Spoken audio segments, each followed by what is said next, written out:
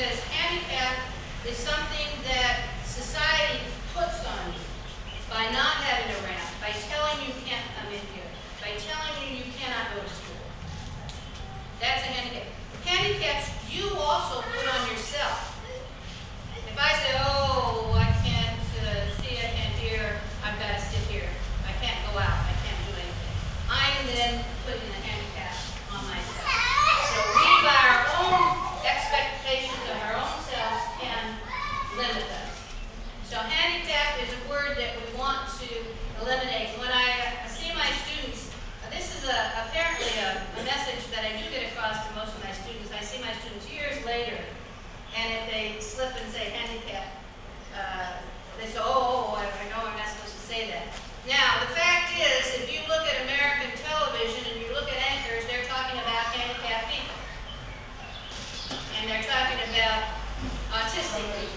So this has not really gone through all of society. And I say to my students, it does not make it right just because everyone has learned how to do right.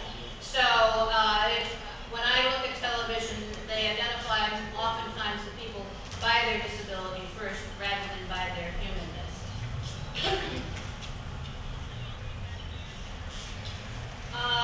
Just a couple other definitions. The impairment is a residual effect of a disease, and of course there are many disabling conditions and diseases.